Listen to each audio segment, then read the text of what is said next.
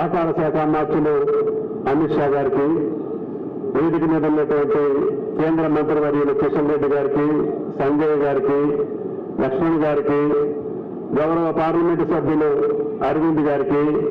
శాసనసభ్యులు భూపతి గారికి, సూర్యనారాయణ గారికి, ప్రియమైన పసుపు రైతులకి తెలంగాణ ప్రభుత్వ పక్షాన,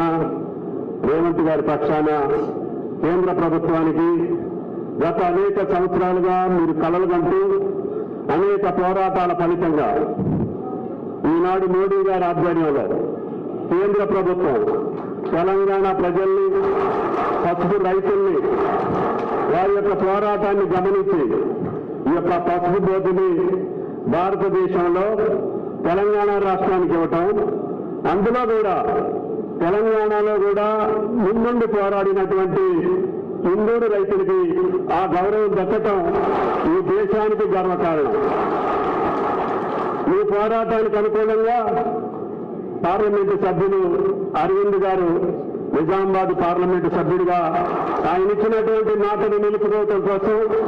కంటిన్యూస్ గా కేంద్ర ప్రభుత్వం మీద ఒత్తిడి తీసుకొచ్చి అనేక సంవత్సరాలుగా ఉన్నటువంటి కోరికలు తీర్చాలి అని పట్టుబట్టి అమిత్ షా గారి ద్వారా, ప్రధానమంత్రి గారి ద్వారా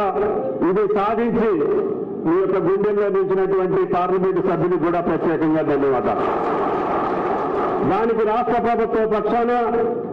రేవంత్ రెడ్డి గారి పక్షాన బోర్డు యొక్క స్థాపనకు కానీ కేంద్ర ప్రభుత్వంతో సహకరించి మీరు ఏదైతే కలర్ కన్నారో బోర్డు వల్ల మన పసుపు రైతులకి భవిష్యత్తు ఉంటుందని, మనం పండించేటటువంటి పంటకి గిట్టుబాటు ధర వస్తుందని, అదేవిధంగా ఇతర దేశాలకి ఎక్స్పోర్ట్ చేసే అవకాశాలు వస్తాయని, అదేవిధంగా మోడర్న్ మెకనైజేషన్ తోటి రైతులకి సులువైనటువంటి వ్యవసాయ పద్ధతులు నేర్చుకోవచ్చని, రీసెర్చ్ సెంటర్లు ఇక్కడే ఉంటాయని, తర్వాత మార్కెటింగ్ కి సంబంధించి బోర్డు అనుసంధానం చేస్తూ రైతులకి ట్రేడర్స్ కి మధ్యన వారధులాగా ఉండి ఎంత పండిస్తే డిమాండ్ ఉంటుందో అంతటికే పరిమితం చేసి పసుపు రైతు నష్టపోకుండా ఉండేదానికి ఈ పసుపు బోర్డు యొక్క కార్యక్రమాల్లో ప్రధానంగా భావించాలి అని చెప్పి బోర్డు అధ్యక్షునికి, రేపు నియమించబోయేటటువంటి పూర్తి స్థాయి బోర్డు సభ్యులకు కూడా విజ్ఞప్తి చేస్తూ అమిత్ షా గారి యొక్క, మోడీ గారి యొక్క సహకారంతో పసుపు రైతులే కాదు తెలంగాణ రైతాంగానికి కావలసినటువంటి అన్ని సహాయ సహకారాల్ని కేంద్ర ప్రభుత్వం మేము అడిగింది కడువుగా కొన్ని సహకారాలు అందిస్తుంది.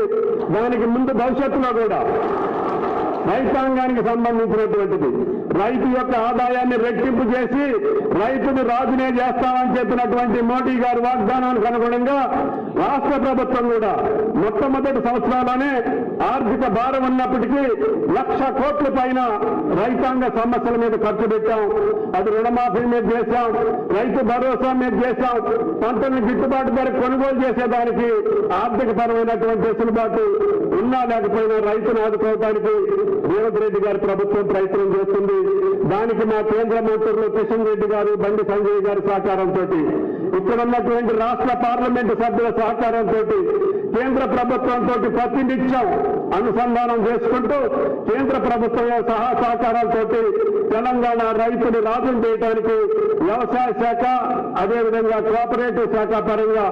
కోఆపరేటివ్ శాఖ కూడా అమిత్ షా గారి మంత్రిగా ఉన్నారు కాబట్టి మన రైతులకి భవిష్యత్తు ఉంటుందని చెప్పి ఆశిస్తూ ఈ అవకాశం ఇచ్చినటువంటి పసుపు రైతులకి, సాధించినటువంటి ఎంపీ గారికి, పోరాటం చేసినటువంటి ప్రతి ఒక్కరికి కూడా ధన్యవాదాలు తెలియజేస్తూ